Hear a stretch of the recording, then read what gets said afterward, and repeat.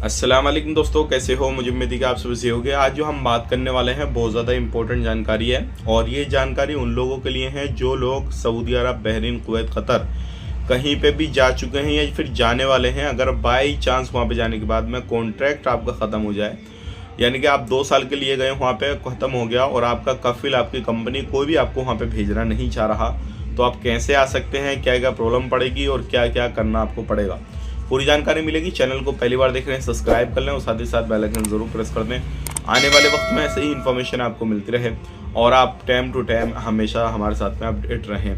तो सबसे पहले मैं आपको बताना चाहूँगा, जब देखिए आप यहाँ से जाते हैं तो कॉन्ट्रैक्ट साइन होता है, जो एग्रीमेंट होता है कि भाई आपने वहाँ पर 3 साल रहना, 2 साल रहना या 10 साल रहना, जो भी है वो एग्रीमेंट आपका साइन होगा और उसके बाद में ही आपकी फ़्लाइट वगैरह दी जाएगी। तो ध्यान रखिएगा, यहाँ पे अगर आप किसी भी कंट्री में गए, एग्जांपल के तौर पे सऊदी अरब हुआ या फिर कुवैत हुआ या फिर जो भी कंट्री आप पहुँच गए, जाने के बाद में सब कुछ आपका सही चल रहा है, सारी चीज़ें सही चल रही हैं और आपका कॉन्ट्रैक्ट ख़त्म हो जाता है 2 साल, तो उसके बाद में क्या है, आपका कफिल नहीं भेजता है आपको और वो कहता है नहीं अभी इधर ही काम कीजिए, अभी अब मैं नहीं भेज रहा आपको, और आपका आने दिल कर रहा है और आप सोच रहे थे यार 2 साल कट जाएं किस सूरत से, उसके बाद मैं निकल जाऊंगा घर पे। तो ऐसी कंडीशन में आपको क्या करना है वो मैं आपको जानकारी दे देता हूँ।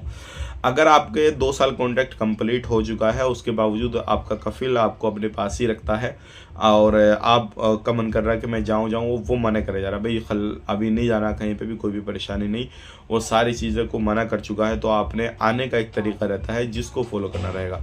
फॉलो ये है कि आपने जो है सबसे पहले अपनी एम्बेसी से कांटेक्ट करना होगा। जिस देश का आप हैं, आप इंडिया के हैं तो इंडियन एम्बेसी से कांटेक्ट करना होगा और सारी इन्फॉर्मेशन उनको देनी होगी। कभी मेरा कॉन्ट्रैक्ट 2 साल का था और वो ख़त्म हो चुका है, अब मेरा कफिल मुझे नहीं भेज रहा है, वो सारी इन्फॉर्मेशन उनको देनी होगी। उसके बाद में वो गवर्नमेंट से बात करेंगे और वहाँ से आपको निकाल दिया जाएगा। क्योंकि अभी यही मसला इसी तरीके का हाल ही में कुवैत के अंदर हुआ है। एक लेडीज़ को उसके घर वाले नहीं आने दे रही थी, जहाँ पे वो काम करती थी उसका कफिल, तो उसने इंडियन एम्बेसी को कॉन्टैक्ट किया और उसकी वहाँ पर मदद की गई। अब वो अपने देश वापसी आ रही है, पूरे कागजात वगैरह बनाए जाते हैं, सारी चीज़ें होती हैं, जो भी वहाँ पर लेन देन का मसला रहता है, सैलरी वगैरह का वो भी दिलाई जाती है। तो आप इस तरीके से जो है अपनी मदद ले सकते हैं, लेकिन करना पड़ेगा आपको। ऐसे नहीं है कि आपको कोई ना कोई मदद कर देगा, ये वो सारी चीज़ें, क्योंकि जब तक लोगों को पता नहीं लगेगा, जब तक एम्बेसी को पता नहीं लगेगा, आपको मदद कैसे मिलेगी।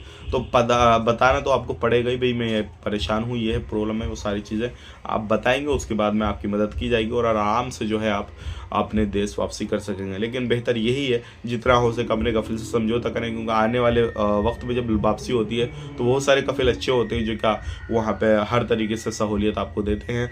अगर आपका कफिल हरामी है, बाकी जो है परेशान कर रहा है, तो आप इंडियन एम्बेसी से कॉन्टैक्ट कर सकते हैं। या फिर ये भी रूल्स जो है वो कंपनियों के लिए भी हैं, हर चीज़ के लिए यही रूल्स होते हैं। मिलेंगे किसी नेक्स्ट वीडियो में। आप अपना ख्याल, अपनी फैमिली लोग ख्याल रखें। Take care, bye bye.